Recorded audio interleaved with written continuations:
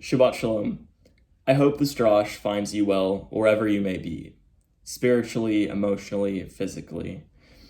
My name is Julian Bertet, and it's an honor to be speaking with you this morning.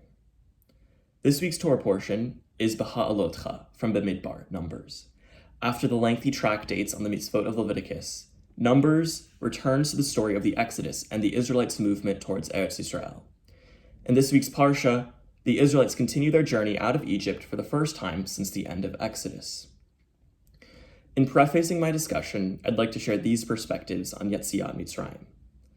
Our liberation from Egypt had three main focuses: the liberation from Pharaoh, accepting our chosenness through the upholding of mitzvot, and moving toward the creation of a Jewish homeland in Canaan. At this point in the Torah narrative, Moshe had already liberated us, step 1. We had received a fair share of the 613 mitzvot, step 2, but we were still far from the promised land. The community needed to continue its journey toward fulfilling that final step. In today's Parsha, the Torah tells us of how movement as a people established a cohesive Jewish unit in the wilderness of Sinai.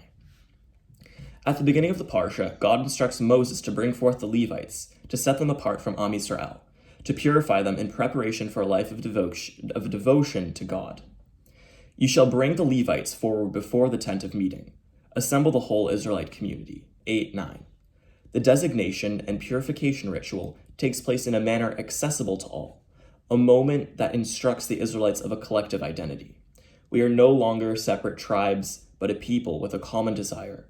We are a people with a shared goal. A people with a shared identity, however, may not always desire the loftiest things. In chapter 11, the Israelites crave meat. Even though God provides manna, described as tasting of rich cream, the community demands heavenly meat. God, understandably, is incensed at this gluttonous request, and Moshe attempts to placate God through prayer. Whether this is the Torah's way of telling us we should all become vegetarians or not, we see how Moshe handles stress. Moshe bemoans the burden of having to guide the Israelites and cater to their every whim.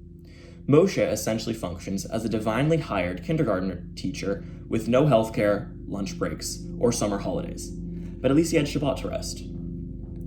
In response, Moses assembled 70 elders from the community to share his burden. The community rallied around Moshe to help him manage the stressors of the community. He would no longer have to be the sole individual responsible for the management of 600,000 people. Community is a powerful force to reckon with. Strength in numbers has always been normative in the human experience. It's the rationale behind forming nations, unions, and baseball team preferences. As a native Los Angelino, I'm obliged to say, go Dodgers. Announcing something to your community is a significant event, like marriages and bar mitzvahs, etc.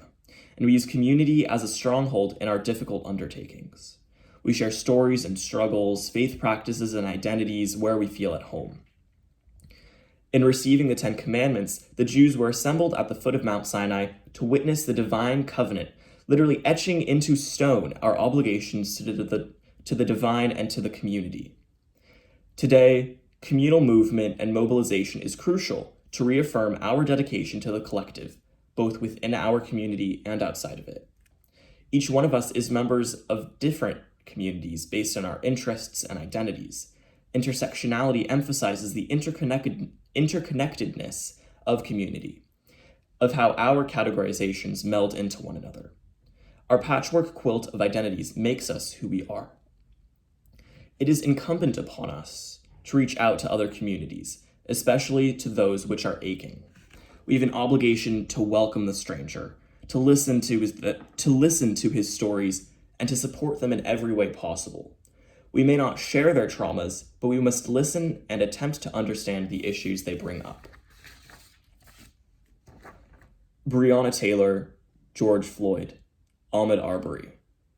These are individuals who were killed for no reason besides the color of their skin.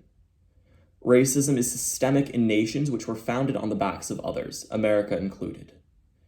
Within the past few weeks, we've seen global agitation against police brutality and demands to acknowledge the basic humanity of Black people. The communities which we identify ourselves within have taken actions to support the Black community, but we can do much more. Like the 3 focuses of Yetziat Mitzrayim, I'd like to leave you with 3 things you can do to further your support of the Black community. Educate, amplify, support. First, educate. Find resources you can use to better understand the history of the Black community in America. There are many informative articles, podcasts, essays, and documentaries which you can easily access. I recently watched a documentary directed by Ava DuVernay called 13th, which discusses the racial roots of the prison system in the United States. I found it immensely constructive to comprehending how incarceration and race are joined at the hip. Second, amplify. Listen to Black voices and use your various platforms to ensure that the experiences of Black people don't fall on deaf ears. By using your status to spotlight issues which affect the Black community, you strengthen the bond and understanding between you and the communities around you. Don't let the issue of Black Lives Matter die down within a matter of weeks. Although the protests have somewhat diminished, the issue of racism is ongoing. It doesn't cease when our protesting does. 3, support. Sign petitions, donate to organizations like the NAACP, organizations which provide support to Black people in our communities. Support Black people through protesting against the injustices they face. Support Black communities by electing officials who have a proven track record of helping the Black community and other minority communities. Support justice and speak out against injustice when you encounter it. Tzedek, tzedek tirdof. Justice, justice shall you pursue. Dvarim 16:20. It applies to our communities and to the communities around us who've been yearning for this justice for ages. We as Jews have an obligation to care for our community and to extend that care to communities which could use our support. Thank you for listening. I wish you health and wellness to you and your families. Shabbat Shalom.